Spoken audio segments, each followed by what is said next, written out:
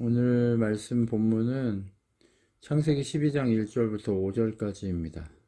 아브라함에 대해서 몇 번을 설교하게 될지 모르겠으나 아브라함에 대해서 설교를 진행합니다. 오늘 본문 말씀을 보면 여호와께서 아브라함에게 이르시되 너는 너의 고향 친척과 아버지 집을 떠나 내가 내게 보여줄 땅으로 가라. 내가 너로 큰 민족을 이루고 내게 복을 주어 내 이름을 창대하게 하리니 너는 복의 근원이 될지라. 너를 축복하는 자에게 내가 복을 내리고 너를 저주하는 자에게는 내가 저주하는 하리니 땅의 모든 족속이 너로 말미암아 복을 얻을 것이라 하신지라. 이에 아브라함이 여호와의 말씀을 따라갔고 롯도 그와 함께 갔으며 아브라함이 하란을 떠날 때에 75세였더라. 아브라함이 그의 아내 사레와 조카 롯과 하란에서 모은 모든 소유와 얻은 사람들을 이끌고 가나안 땅으로 가려고 떠나서 마침내 가나안 땅에 들어갔더라 라고 하는 말씀입니다. 아브라함의 인생의 첫 번째 오늘 우리가 살펴보게 될 내용은 무엇이냐면 부르심에 대한 내용을 가지고 같이 나누어 보려고 합니다. 지금 저희가 네 번째 인물 아브라함에 대해서 얘기를 하는데요. 아브라함이 하나님 앞에서 어떻게 부르심에 대해서 반응했는가에 대한 이야기들을 통해서 우리가 하나님 부르실 때 어떻게 부르심에 반응하고 해야 하는가에 대한 고민을 나누어 보도록 하겠습니다. 여러분, 아브라함 집안이 어떤 집안인가에 대한 고민을 해볼 필요가 있습니다. 아브라함 집안은 어떤 집안일까를 고민해 보면 여호수아 24장 2절에 보면 여호수아가 모든 백성에게 이르되 이스라엘의 하나님 여호와께서 이같이 말씀하시기를 옛적에 너희의 조상들 곧 아브라함의 아버지 나홀의 아버지 데라가 강 저쪽에 거주하며 다른 신을 섬겼으나 라고 이야기합니다. 아브라함 집안은 다른 신을 섬기는 집안입니다. 우리가 교회를 나오고 말씀을 읽고 한다고 해서 우리가 하나님이 원하시는 하나님의 백성이라고 착각하시면 안 됩니다. 우리는 주인이 누구인가에 대한 고민이 늘 있어야 합니다. 목사부터 모든 한 사람 한 사람이 다 그러한 고민들이 있어야 할 줄 믿습니다. 우리 안에 그러한 고민이 지속적으로 있어야 할 것입니다. 내가 지금 무엇을 목적으로 살고 있는가에 대한 고민이 있어야 합니다. 그런데 아브라함 집안은 우상을 섬기고 우상을 바라보는 그런 집안이었습니다. 아버지 데라에 대해서 이름 뜻을 정리해 보면 그는 야생염소라고 하는 이름을 가진 자였습니다.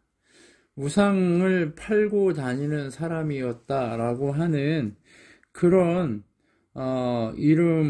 그런 이야기들이 있지만 그 성경에 정확하게 나와 있지 않고 오늘 여호수아에서에 나와 있는 오늘 24장 2절에 나와 있는 이 말씀처럼 그냥 우상을 섬기는 그런 집안의 사람이었습니다.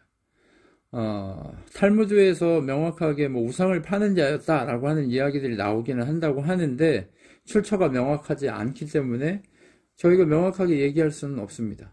그럼에도 불구하고 아브라함 집안은 우상을 섬기는 집안이었습니다. 여러분, 우상은요, 눈에 보이는 우상도 있을 수 있지만 눈에 보이지 않는 우리들의 삶의 모든 것들이 우상일 수 있습니다. 내 자식, 내 삶의 모든 방식, 내가 걸어가고 있는데 나 스스로, 내 마음, 내 그 모든 것들이 다 우상일 수 있습니다. 하나님이 왜 다른 신을 섬기지 말라 하는데 우리는 늘상 그것에 매여 있습니다. 아브라함의 집안만 그런 것이 아니라 우리의 마음이 그렇다는 것을 이야기합니다. 그래서 우리가 그렇게 명확치 않고 확실치 않은 우리들의 인생을 돌아볼 필요가 있습니다. 그러면서 성경은 무엇이라고 얘기하냐면 아브라함 집안이 창세기 11장 27절부터 32절까지 보면 데라라고 하는 이 아브라함의 아버지가 아들을 낳았고 그를 하나님이 불러주셨는데 누구냐? 하란에서 거주하는 것이 아니라 갈대아 우르라고 하는 곳에서 있다가 지금의 이라크 지역에서 있다가 그 위쪽으로 시리아 뭐 이쪽 그쪽으로 올라와 있는 것을 보게 됩니다. 하란이라는 땅으로 올라와 있는 그 접경, 이라크와 이란과 이 시리아 그 접경 쪽에, 요르단 그 접경 쪽에 있는 그 지역에 살고 있었다라고 하는 것을 보게 됩니다. 고대에 사람이 태어나서 여기저기 이동하는 경로가 그렇게 많지 않을 겁니다. 그런데 갑작스럽게 데라가 거대 도시였던 그 우르에서 하란으로 이사를 갑니다. 근데 뭐라고 성경이 얘기하냐면 31절에 보면 데라가 그의 아들 아브라함과 하란의 아들인 그의 손자 롯과 그의 며느리 아브라함의 아내 사레를 데리고 갈대아 우르를 떠나 가나안 땅으로 가고자 했다라고 얘기합니다. 가나안 땅으로 가려고 합니다. 가나안은 그 당시에 알려지지 않은 이상한 땅입니다. 그런데 거대 도시인 서울, 우리나라로 치면 서울에서 저기 섬 땅끝 저기 그쪽으로 내려갔다. 거제도 옆에 뭐 이름도 모르는 이상한 곳으로 내려가겠다라고 결정하고 내려가다가 중간에 대구쯤 멈춰서 살았다라고 하는 이야기하고 똑같습니다. 여러분 이해가 되지 않는 이야기죠. 그런데 우상 숭배를 하고 있던 그들에게 하나님이 아브라함에게 먼저 찾아가셨나 아니면 데라에게 찾아가셨나를 고민하게 하는 지점입니다. 왜냐하면 아브라함이 이동했던 곳, 하나님이 이끌었던 곳도 가나안이었습니다. 거기에 뭔가 유명하고 먹을 것이 있고 뭐 살만한 것이 있는 땅이 아닙니다. 그냥 산입니다. 그런데 하나님이 그곳으로 데라가 갑자기 살다가 우르에서 가나안으로 이동하려고 하는 그 모습을 보게 됩니다. 이 이야기를 통해서 우리가 생각해 볼 것은 다른 것이 아니라 하나님이 아브라함을 부르시기 전에 데라를 좀 불렀구나라는 생각을 해보게 합니다. 하나님이 데라를 불러서 그가 우상을 버리고 하나님의 백성으로 살게 하시기 위해서 가나안으로 가게 하시려고 했는데 중간에 멈췄습니다. 여러분 그런데 12장 말씀을 우리가 살펴보면 뭐라고 되어 있냐면 여호와께서 아브라함에게 이르시되 너는 고향과 친척과 아버지의 집을 떠나 내가 내게 보여줄 땅으로 가라 이렇게 명령합니다. 여러분 하나님이요 아브라함을 부르시기 전에 바로 직전에 데라가 갈대아 우르에서 살다가 가나안으로 가려고 했다라고 하는 말씀과 더불어 바로 끝나자마자 12장이 연결되는데 뭐라고 얘기하냐? 고향 친척 아버지 집을 떠나 보여줄 땅으로 가라고 얘기합니다. 아버지 집으로 가라고 하는 것은 우상을 버리고 네 스스로 네가 마음에 우상으로 섬기고 있는 것들을 다 버리고 내 앞으로 오라고 얘기하는 겁니다. 이 지점에 대해서 사도행전 7장 4절에는 이렇게 얘기합니다. 아브라함이 갈대아 사람의 땅을 떠나 하란에 거하다가 그의 아버지가 죽음에 하나님이 그를 거기서 너희를 지금 사는 이 땅으로 옮기셨느니라 라고 증언합니다.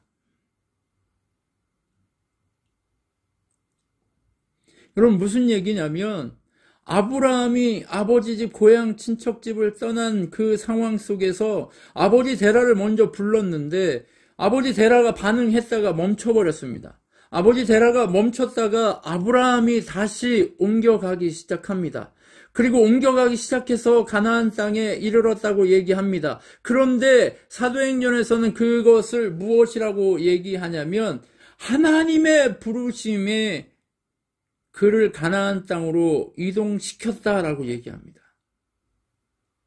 순종과 부르심에 대한 이중성이 있는 거예요.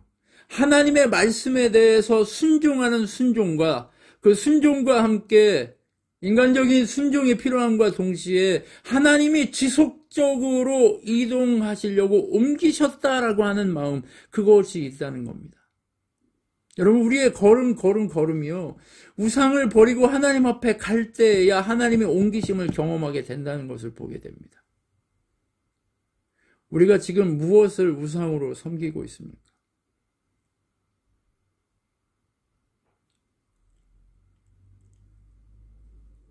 하나님이 우리 삶의 자리에, 우리 삶의 모든 것에 하나님은 이미 대라도 가나안에 옮기실 마음이 있습니다. 그런데 순종하지 않는 마음이 그를 옮기지 못하게 그 자리에 머물러 있게 하고 있습니다. 아브라함은 하나님이 부르실 때에 그 부르심에 합당하게 순종함과 동시에 하나님의 그 밀어주심의 역사가 동시에 동일하게 역사에서 일어났습니다. 그게 무슨 얘기냐? 우상을 버리고 내가 무엇을 우상이라고 여기고 있는가를 좀 바라보셔야 할 때입니다. 하나님이 안 해주신 게 아니에요. 하나님은 이미 옮겨가고 계세요. 옮기셨어요. 근데 데라는 못 갔고 아브라함은 갔습니다. 이게 무슨 차이일까요? 하나님은 책임을 다하고 계십니다. 하나님은 일하고 계십니다. 하나님은 쉬지 않고 일하고 계십니다. 그런데 일하고 계시는 그 하나님 앞에 하나님이 무엇을 원하고 계시냐? 내 우상을 버리고 끝까지 순종하려고 몸부림치는 그 몸부림이 필요하다고 부르심의 그 첫 번째 단추를 그렇게 깨고 있는 것을 보게 됩니다. 하나님이 아브라함을 부르시는 그 현장에 지금 내가 무엇을 바라보고 있는가에 대한 고민이 필요합니다. 본토 친척 아비 집을 떠나라고 얘기합니다. 여러분 떠나셔야 됩니다. 내려놓으셔야 됩니다. 하나님께 맡기셔야 됩니다. 하나님이 원하시는 대로 가야 할 줄 믿습니다. 하나님이 기대하시는 대로 걸어가십시오. 하나님이 생각하고 하나님이 바라고 하나님이 목적하시는 대로 움직이십시오.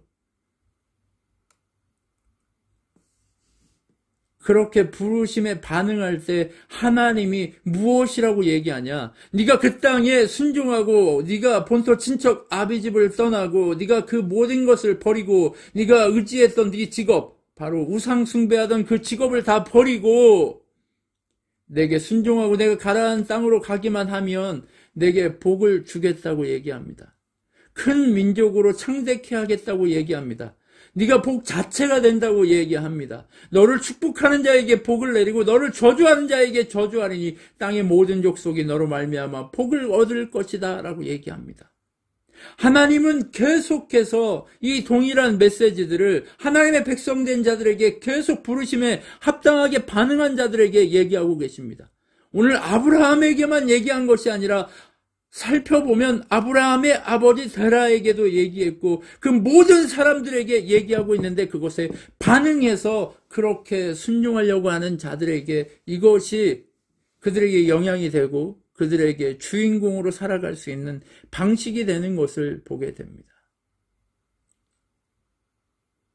여러분, 하나님이 우리에게 부르심에 합당하게 부르심의 조건이 되기 위해서는 우리의 마음의 우상이 무엇인가를 깊이 볼 필요가 있습니다. 그것을 버리고 본토 친척 아비집을 떠나서 내가 지시할 땅으로 가라고 하는 그곳으로 가야 될 줄 믿습니다. 그리했을 때 하나님이 우리에게 능력이 되고 우리가 복이 되고 우리가 권세가 되고 우리가 그 자체가 되어서 하나님의 능력을 보여주는 자의 삶을 살아가게 된다고 성경은 이야기하고 있습니다. 그 아브라함의 부르심에 합당하게 산다는 것이 무엇이냐? 그리고 그 부르심에 합당하게 복의 근원이 되게 하겠다 하는 그것이 무엇이냐? 하나님은 사도행전 3장 25절에 이렇게 얘기합니다. 너희는 선지자들의 자손이요 또 하나님이 너희 조상과 더불어 세우신 언약의 자손이라. 아브라함에게 이르시기를 땅 위의 모든 족속이 너의 씨로 말미암아 복을 얻으리라 하셨으니 라고 얘기합니다. 여러분, 아브라함이 복의 중심이 되고 복의 그 모든 것이 된다라고 얘기하는 그것은 무엇이냐면 아브라함으로부터 구원의 족속이 시작된다는 것을 명확하게 얘기합니다.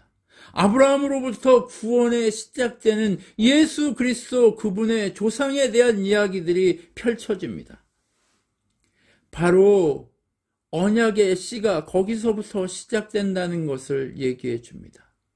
하나님이 우리에게 계속해서 얘기하고자 하는 것은 무엇입니까? 우리가 하나님의 놀라우신 사랑으로 그렇게 복받는 자들의 삶을 살아야 한다는 것을 그냥 생각으로만 가지고 있지 말라는 겁니다. 온전히 우리가 예수 그리스도의 복음의 사역의 중심에 서기를 원하는 자라면 사람에 매이지 않기를 하나님은 소망하고 계시는 거예요.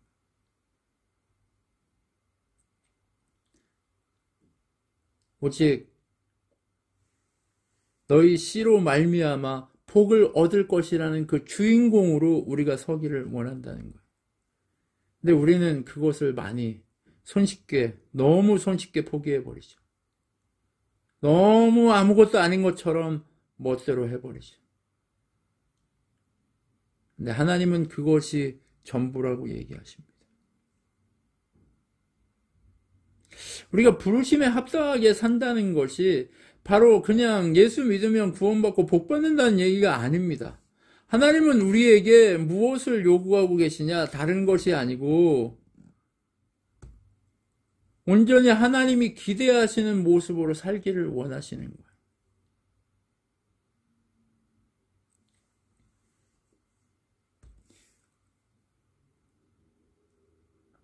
하나님이 우리에게 기대하시는 것은 내가 부름 받아서 복됐다라고 하는 그것을 그냥 구원받았다라고 하는 그것을 깨닫고 그냥 깨달음에서 그냥 그렇구나라고 하는 그것에서 머물러 있으라고 하는 얘기가 아닙니다. 하나님이 우리를 부르시는 것은 나를 통해서 이미 창대케 하신 하나님, 그것이 우리의 삶을 통해 보여지기를 소망하시기 때문에 그 소망함대로 예수 그리스도 그분의 몸된 지체로서의 삶을 살아가기를 결단하고 그렇게 엎드리라고 말씀하고 계시는 줄 믿습니다. 하나님은요, 우리에게 다른 것을 말씀하지 않으십니다. 우리 안에 그 우상이 존재한다면 하나님은 네가 복되기 전에 넌 참 불쌍하다라고 얘기합니다. 그냥 성전 뜰만 받고 다니는 자들이라고 얘기합니다. 여러분, 성전에 예수님 시대에도 성전에 물건을 파는 자들과 환전하는 자들과 수없이 많은 자들이 그 마당에 있었습니다. 진짜 예배하는 자들보다는 그러한 자들이 더 많았습니다. 그런데 이 시대를 살아가는 우리가 지금 우리의 모습을 살펴볼 때입니다. 우리의 모습을 살펴보면 우리의 모습은 예배하는 것보다 다른 것이 더 비중이 있는 모습을 보게 됩니다. 하나님을 높이는 것보다 다른 것이 우상으로 되어 있는 것을 보게 됩니다. 하나님보다 물질이 우선이고 하나님보다 관계가 우선이고 하나님보다 사람이 우선인 우리들의 모습을 보게 됩니다. 그 모습을 보면서 우리는 우리들의 망가져 있음을 확인해야 합니다. 저 스스로도 저를 돌아봅니다. 저 스스로를 돌아봤을 때 나는 하나님을 예배하기 위해서 성전에 들어가서 그 성전에 속한 자의 삶을 살고 있는가? 아니면 그 성전에 속한 자가 아닌 그 부르심에 합당하게 사는 자가 아닌 그냥 성전 뜰 안에 그냥 들어가서 환전을 하고 그리고 그것을 내가 바쳤다고 하는 것에서 만족하고 사는 자는 아닌지 우린 돌아봐야 합니다. 히브리서에 보면 이렇게 얘기합니다. 멜기세덱이 아브라함을 만날 때에 레이는 이미 자기 조상의 허리에 있었습니다. 라고 얘기합니다. 예수 그리스도 그분은 이미 아브라함의 허리에 있었습니다. 아브라함이 복의 근원이 되게 하시겠다고 하는 그 약속대로 삶을 선택하는 순간, 가나안에 도착하는 순간 예수님은 아브라함의 허리에 존재했습니다. 이제 아브라함은 그 부르심에 합당하게 반응하고 그곳에 순종하는 삶을 선택한 그 모든 것을 바라보면서 그는 이미 예수님과 한 몸이 된 능력자의 삶으로 복의 근원으로 세워져 있었습니다. 부르심은 그런 겁니다. 지금 내 현재의 모습이 좀 초라하고 내 현재의 모습이 좀 연약해도 괜찮습니다. 하나님이 가라 하는 그곳으로 가기만 하면 됩니다. 그러면 그는 이미 예수 그리스도의 몸된 지체로 그 예수의 몸된 지체로 하나님의 교회로 세워져 있게 됩니다. 그런데 그 자리에 가는 것은 다른 것으로 하는 것이 아니라 내 우상을 깨뜨리고 내게 있는 향유 옥합을 깨뜨리고 오직 내 욕심을 깨뜨리고 내 자존심을 깨뜨리고 내 생각을 깨뜨리고 오직 하나님이 기대하시는 그 자리에 선, 그 가나안까지, 그 아무것도 없는 들판에 그 광야에 가서 선 그 자의 모습 속에 하나님이 예수 그리스도의 지체된 자의 삶으로 세워주는 것을 보게 됩니다.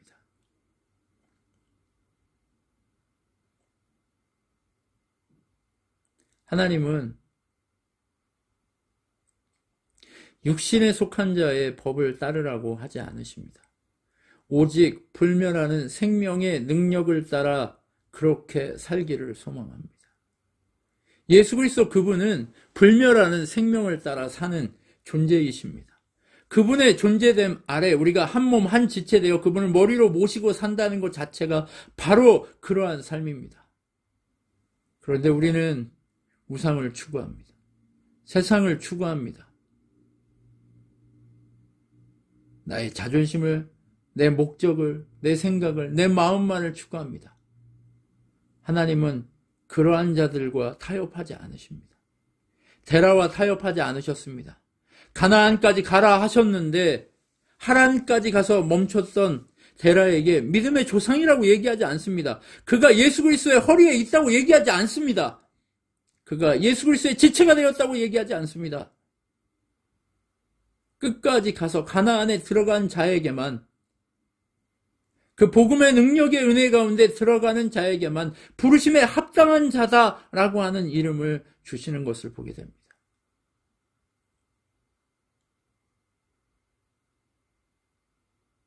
예수님은 영원히 계신다고 히브리서 7장에 얘기합니다.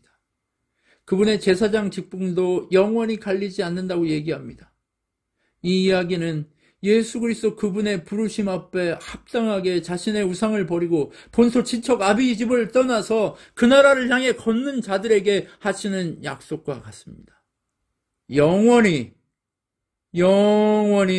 그가 하나님의 백성으로 살게 될 것이라는 것을 지속적으로 얘기하시는 말씀인 것을 보게 됩니다. 그러므로 우리는 예수의 이름을 힘입어 나아가기 위해서는 아브라함처럼 그렇게 부르심에 반응해서 우리의 우상들을 깨트리는 작업이 필요한 것을 우리는 오늘 보게 됩니다. 여러분, 온전히 하나님이 기대하시는 것이 무엇입니까? 하나님이 오늘 기대하고 계신 것이 무엇입니까? 하나님이 오늘 우리에게 말씀하시고자 하는 것이 무엇입니까? 우리는 복의 근원이 되는 것만을 욕심냅니다. 우리는 하나님의 복음 앞에 서는 것보다 복의 근원으로 사는 것만을 요구합니다. 우리가 하나님의 부르심에 합당하게 그곳에 가려고 몸부림치고 고통하고 싸우고 짊어지고 쓰러지고 자빠지는 것에는 고통하지 않습니다. 그거에는 관심이 없습니다. 그저 그냥 복의 근원이 되는 것만 생각합니다. 사랑하는 친환교회 여러분, 우리 한 사람 한 사람이 복의 근원이라고 하나님 얘기하십니다. 우리 한 사람 한 사람이 하나님 나라를 세워가는 능력의 사람이라고 얘기합니다. 그런데 우리는 지금 어디에 있습니까? 여러분, 우리는 우상을 추구하는 자리에 있습니까? 아니면 하나님을 추구하는 자리에 있습니까?